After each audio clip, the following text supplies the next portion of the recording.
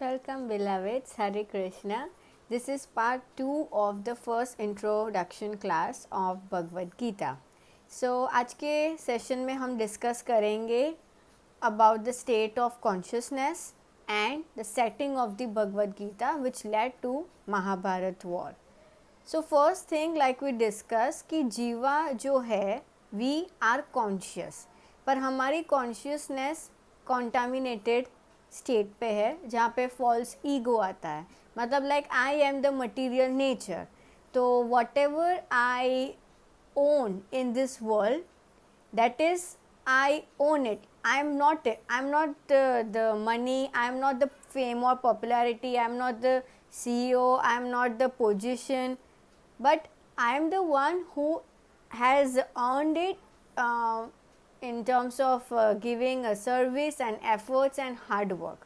पर हम mostly false ego state में जब रहते हैं तो we think that I am the creator and I am the enjoyer of everything, और वहाँ पे हम गलत है क्योंकि we are not the creator और enjoyer of everything. We are living in this prakriti which is ड्यूअलिस्टिक in nature. और इसीलिए जब हम कोई भी नेचर मतलब whenever we become attach to the gifts of God, जैसे ये सब गॉड के ही गिफ्ट्स हैं, और जब हम गॉड को चूज़ नहीं करते लेकिन हम गॉड के गिफ्ट्स को चूज़ कर रहे हैं और हम उनसे आइडेंटिफाइड मटेरियल नेचर की चीज़ों से आइडेंटिफाइड हो जाते हैं, वर्ल्डली मैटर से आइडेंटिफाइड हो जाते हैं, तो हम अपने कॉन्शियसनेस को फर्दर डिटीरियोरेट कर रहे, कंटामिनेट कर रहे, एंड दैट इज़ ड्यूअलिटी. तो तब जब कुछ अच्छा होगा तो we feel good about ourselves, and of course there will be times जब नहीं चल रहा तो we feel bad about ourselves. But that I जो अच्छा फील कर रहा है, बुरा फील कर रहा है, that is not our real identity, that is not our constitutional position. तो यही कॉन्शियसनेस को हमें शिफ्ट करना है प्योरीफाइड कॉन्शियसनेस में, जहाँ पे I am not the creator और the enjoyer but I am a servant, I am in service to God. तो जो भी चीज़ें मैं है मेरे पास या जो भी मैं अर्न कर रही हूँ, जो भी मैं कर रही हूँ, that is in service to humanity, that is in service to God. तो यहाँ पे इंटेंशन मैटर करता है. जैसे before Bhagavad Gita gyan was given to Arjun, वो हमारी तरह ही ये contaminated attached mental anguish poor mental health condition state पे था और नहीं समझ आ रहा था उसको.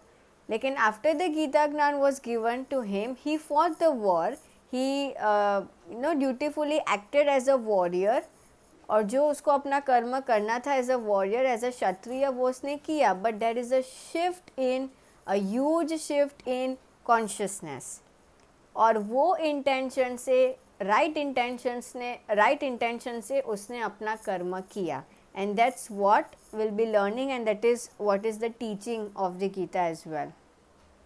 नेक्स्ट पॉइंट है नॉलेज रिलेटेड.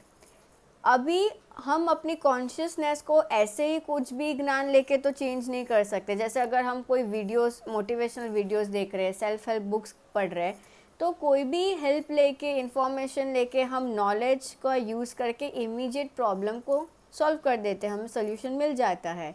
लेकिन कृष्ण जो अर्जुन को नॉलेज दे रहे हैं वो काफ़ी डीप है, और वो प्रॉब्लम को सिर्फ इमीडिएट प्रॉब्लम मतलब सरफेस लेवल पे काम नहीं हो रहा है कि चलो ये टाइम पे ये आई तो ये कर दो, ये नहीं हो रहा तो वो कर दो, ऐसा नहीं. हम डीप रूट लेवल की प्रॉब्लम को कृष्णा टारगेट कर रहे हैं, और इसके थ्रू हमें फ़िलॉसफी ऑफ लाइफ समझाई गई है.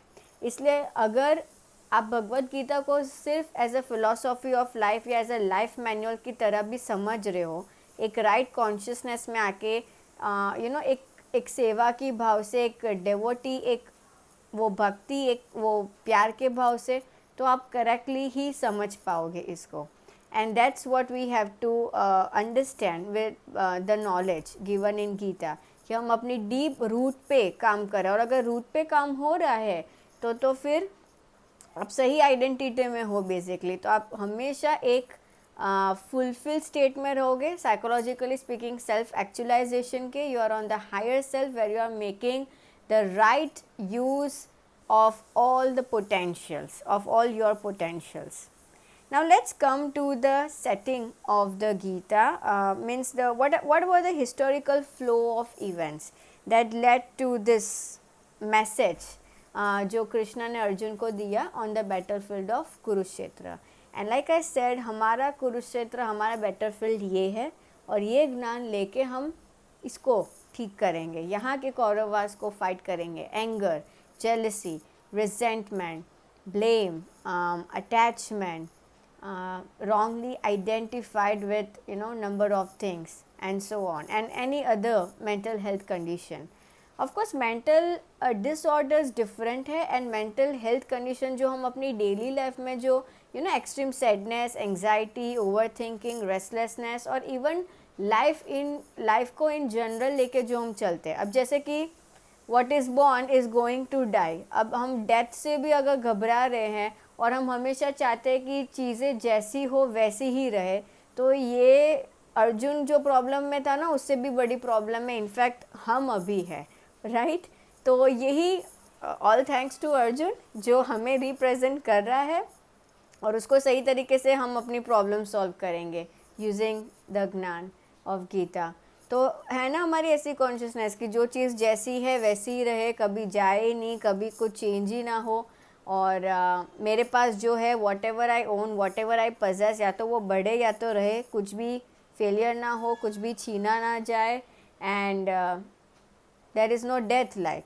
और तो वो सब में हम काफ़ी गलत वे में समझ रहे हैं, और या तो हम मानते भी है, समझते भी है, लेकिन कितना डर होता है, तो चेंज वर्ड से हम बड़ा घबराते हैं. To be honest, I am in same position, but like I said, slowly I am learning. Okay, so we all are good learners. Let's be a good learner. But yeah, that is what it is कि हम वो change से काफ़ी घबराते हैं. तो that's what I want to share कि जितना like if I can correct myself, so you can also correct yourself, right? So let's come to the setting. तो ये जो setting है in which the Gita was spoken to Arjun, that was in the battlefield of Kurukshetra, and this war is happening between two cousins, Pandavas and Kauravas. अब Pandavas by nature ही काफ़ी Sen people थे, मतलब religious थे, spiritual थे, they were quite compassionate, loving, and most importantly devotee of Shri Krishna. And Kauravas पहले से ही by nature cruel थे, इरिलीजियस थे, एंड काफ़ी इनजस्टिस करते थे. अब हुआ क्या कि पांडवास के जो फादर थे, king Pandu, he met with an unfortunate death. तो rightfully देखो तो किंगडम पांडवास को ही बिलोंग करता है, पर then they were very young. So उस टाइम पे Dhritarashtra, father of Kauravas, he took the rule of the kingdom and he was blind by birth. तो बाद में दुर्योधन ने ले लिया. अब फर्स्टली किंगडम एक्चुअली बिलोंग किसको करता है? पांडवास को, लेकिन फिर दुर्योधन ने ले लिया and he was ruling. And of course Duryodhan एक कंप्लीटली कंटामिनेटेड कॉन्शियसनेस में है, एंड पहले से ही देखे तो कौरवस पांडवास को बहुत परेशान करते थे. बेसिकली वो उनको ख़त्म ही कर देना चाहते थे, और ऐसे उन्हें काफ़ी कॉन्स्पिरेंसीज करते गए, जिससे like they meet, they also die, but that didn't happen. तो स्टिल ये चीज़ होती गई. और फिर एक टाइम पे ये हुआ कि वो जो डाइस का गेम हुआ, चीटिंग के थ्रू, मैनिपुलेशन के थ्रू, पांडवास बहुत ही बुरी तरह हार गए, एंड दैट लेट और that pave the way to the war. लेकिन वॉर से पहले अर्जुन एंड दुर्योधन कृष्णा को मिलने द्वारका जाते हैं. ओके, अब वॉर का क्या है कि जो हस्तिनापुर में they were the rulers of Hastinapur. तो उस टाइम जो भी मैप जिस तरीके से इंडिया का था, और जिस तरीके से इनका जो भी एरियाज एंड किंगडम्स जिन पे ये रूल कर रहे थे, तो सब पे बहुत ही बुरी तरीके से नेगेटिव कॉन्सिक्वेंसेस होते. तो ये चीज़ के लिए भी they went to approach Krishna. And also कि उस टाइम पे जो भी किंग्स एंड रूलर्स थे, उनको भी अपना किंगडम और बचाना था भारत को. तो they were given only this choice कि आइदर यू जॉइन कौरवास और यू जॉइन पांडवास. तो अभी अर्जुन और दुर्योधन जाते हैं कृष्णा को मिलने Dwarka. Now Krishna being omnipresent, he was aware कि व्हाट वाज कमिंग. तो उन्होंने एक सिनेरियो क्रिएट किया and he pretended to be asleep.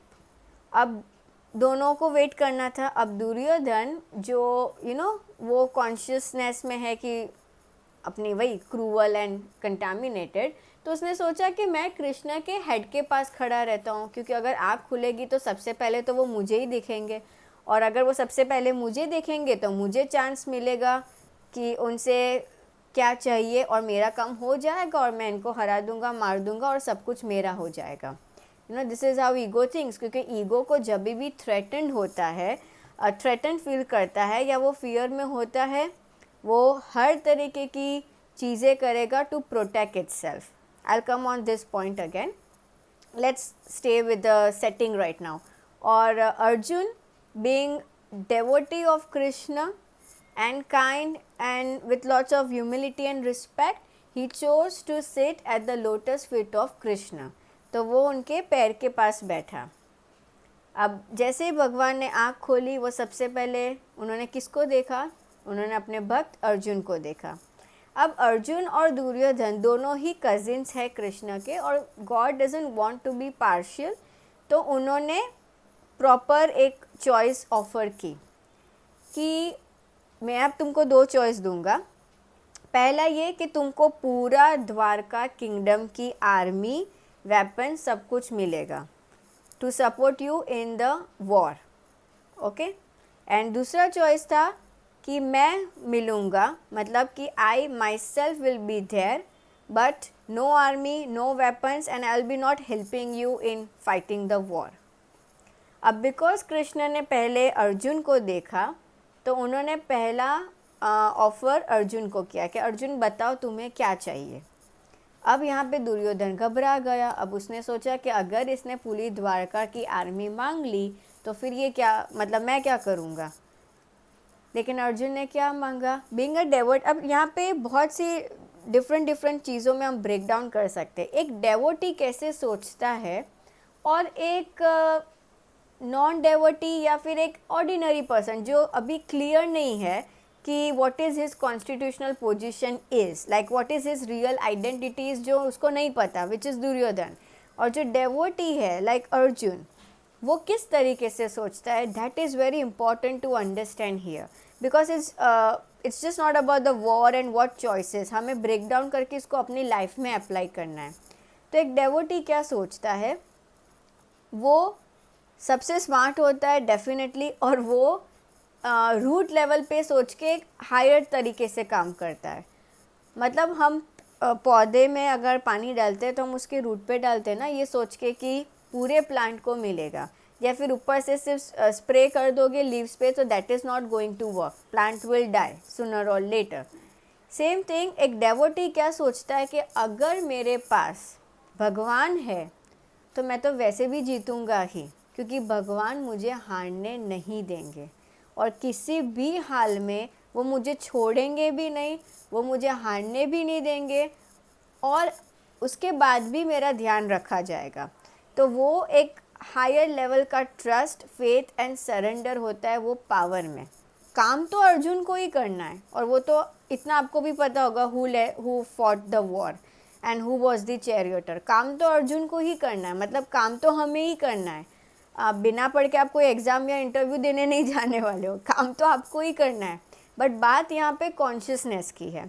So Arjun as a devotee he chose lord Shri Krishna. और यहाँ पे दुर्योधन बहुत ही ज़्यादा खुश हो गया अपने ईगो में. ही thought how stupid Arjun is, कि उसने ये छोड़ दिया आर्मी, और अब पूरी द्वारका की आर्मी किसकी हो गई? अर्जुन की हो गई. सॉरी, पूरी द्वारका की आर्मी किसकी हो गई? दुर्योधन की हो गई, और अर्जुन ने चूज़ किया श्री कृष्ण को. So that is the main point. Now next, जब अभी आते हैं हम वॉर पे, ठीक है. So just before the combat was about to begin, Arjun requested Lord Krishna to pull his chariot between the two armies. Before this हमें even when I was new to all this, let's say means just as a beginner, कभी मैं भी सोचती हूँ कि दुर्योधन ने choice तो एकदम सही की। मतलब कि अगर आपको प्रैक्टिकल एंड लॉजिकली सोचे तो ऑफकोर्स आपको वॉर लड़ने के लिए क्या चाहिए, एक बहुत ही स्ट्रॉन्ग आर्मी चाहिए। और अगर आपके पास एकदम स्ट्रॉन्ग आर्मी है तो आपकी प्रोबेबिलिटी जीतने की हाई है ऑब्वियसली। आप तो हम ऐसे ही सोचते हैं कि इसमें गलत क्या है, लाइक और लेट्स से कि कभी लगता हो ऐसे, पर यहाँ पे उनके पास एक ही चॉइस थी। हम बेनिफिट में हमारे पास दोनों ही चॉइसेस हैं। जहाँ पे हमें जो काम करना है, मतलब जो हमारी रिस्पॉन्सिबिलिटी है, now your responsibility could be as a mother, father, husband, wife, employer, or you know as a pet parent or towards your profession and towards your life in general.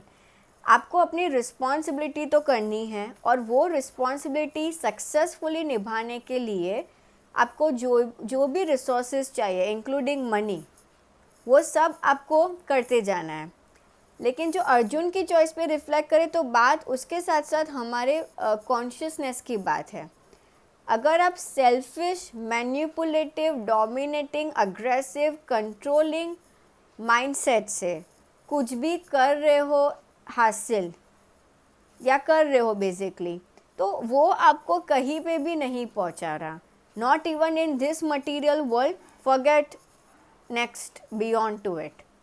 लेकिन अगर आप अपनी रिस्पॉन्सिबिलिटी, अपना धर्म, अपना कार्य, अपना काम, अपना कर्म समझ के कर रहे हो, but at the same time you are cleaning your mental environment, you are cleaning your mind, you are cleaning your thoughts, and you are understanding कि what is real, what is the higher power, what is the absolute truth, then you are on the right track. मतलब हमारे पास दोनों choices हैं। अब अपने पे, मतलब आप पे डिपेंड करता है कि आप दुर्योधन पर्सपेक्टिव के हिसाब से लेके चॉइस कर रहे हो या अर्जुन के पर्सपेक्टिव के हिसाब से आप अपना चॉइस या अपना कर्म कर रहे हो। So on the battlefield, Arjun requested Krishna to pull chariot between the two armies because he wanted to observe who all have come to fight the war.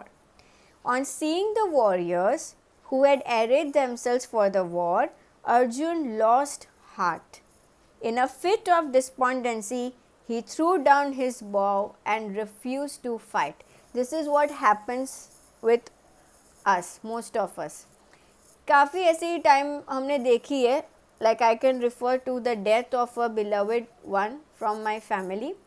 भले सब कुछ आपने मैनेज किया, राइट हेल्प कर दी, रिसोर्सेज वाइज कहीं ना कहीं taken care हो गया, बट हम कहीं ना कहीं लिमिटेड है in our senses, in our intelligence, helpless है क्योंकि कुछ चीज़ें are beyond our control.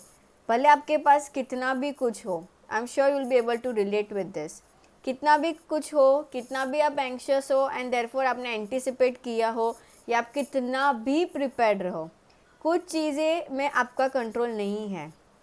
So firstly you have to accept that, but at the same time passive होके नहीं रहना है।